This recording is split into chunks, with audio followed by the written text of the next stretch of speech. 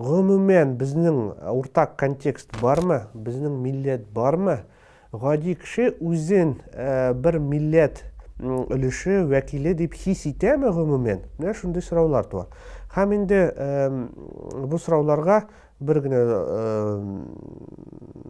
җавап бар. Әйе бар, әйе булган, барысы да булган. Ничек торган ул һәм ничек ясалган ул, һәм ничек аны тотып карап була дигән. Моны башларга кирәк бу мәсьәләне менә нәрсәдән.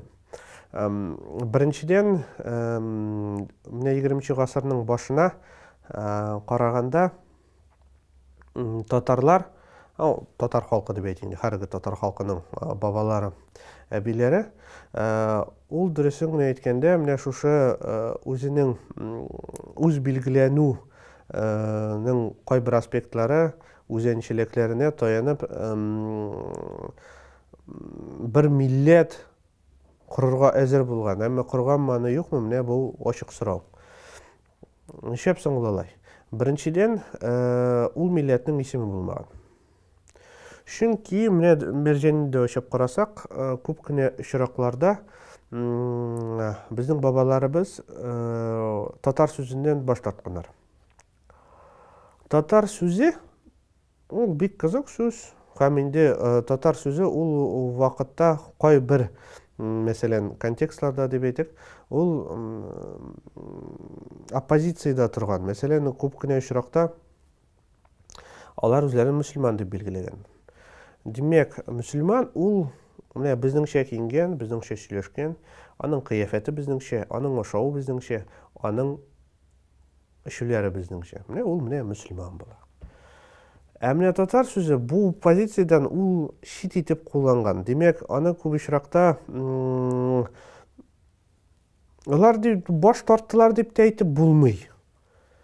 Чөнки бит инде алар татарлыгын аңлаганнар, рус документларда бит инде бөтен җирдә татар дип языла. Әмма ләкин ул вакытта алар өчен татарлык бу икенче планда булган. Беренче очракта мөселманлык булган. Ничек соң ул менә мөселманлык, ничек соң ул менә безнеңчә киенү, безнеңчә ашау, безнеңчә эчү, безнеңчә безнең кеше булу. Менә шушы аспектның нигезен әле өйрәнергә дөресен кирәк. Әмма менә без чыганакларны өйрәнгәндә, гомумән инде менә ул вакытны өйрәнүчеләрне дип әйтергә кирәк. Күп кенә ул менә аспектлар, үзенчәлекләр, алар конкрет булалар. Димәк, мәсәлән, без гәҗитләрне дә карасак, анда менә мәсәлән языла, менә, инде ул күп вакытта да язылмый. Әмма ул ничек дип әйтим инде, контекстта гына мәсәлән. Менә чәчсез кеше, ягъни чәчле кеше. Әгәр дә кеше чәчсез икән, ул татар була, мөселман була. Әгәр дә аның чәче үскән икән, димәк инде уже сорау. Татармы ул? Юкмы? Мөселманмы ул? Юкмы? Тубак сөйеге мәсәлән, димәк, менә аяктагы сөйек күренергә тиеш булган. Штаннары кыска булган.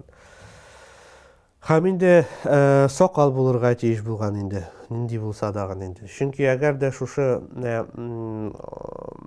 үтәлмәсә, менә шушы пунктлар дип әйтергә, инде монда сорау була. Бу кеше безнең тарафдармы? Бу кеше безнең арадаңмы? Бу безнең кешеме? Шуңа күрә тагын бер әйтәм, мәсәлән, шул ук ниләр, депутатлар, мәсәлән, мөселман депутатлар, алар күп очракта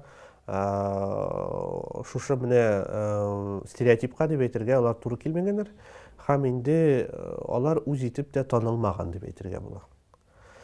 Менә бер аспект. Бу мәсьәләне үзенең китабында Алан Франк бик матур итеп ачып чыга.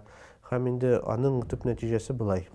Мөселман статусы ул беренчедән мөселман кыяфәте һәм мөселманның киеме. Икенчедән инде аның ышанышы, димәк, мәсәлән, гакыйдә анда һәм башкалар инде. Иман шартлары фәлән түгән. Ул икенче планда. Беренче очракта без күз белән каршы алабыз. Һәм инде әгәр дә без кеше йортына кереп, мәсәлән, тозлар күрмибез, кумганнар юк. Димәк, алар тәһарәт алмыйлар. Тәһарәт алмыйлар икән, алар безнең тарафдадылармы, юкмы?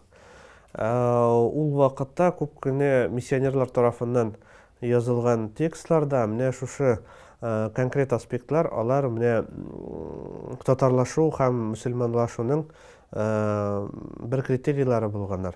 Һәм инде мәсәлән шушы аспектларның кайсысыдар үтәлмәсә конкрет авылда, демәк бу кешеләрне әле мәсәлән христиан диненә кайтарып була. Инде бу керәшеннәргә кагылганда дип әйтергә кирәк. Демәк менә әле анда кайберләре менә конкрет язалар. Менә барасың ди авылдан, әгәр дә бу авылда чәчле кешеләр бар икән, демәк аның түбәтәе астыннан, шляпасы астыннан чәч күренә икән, демәк буларны кире христиан диненә кайтарырга әле өмет бар. Әгәр дә инде аның башы пляж икән, демәк все, труба булар тотар инде.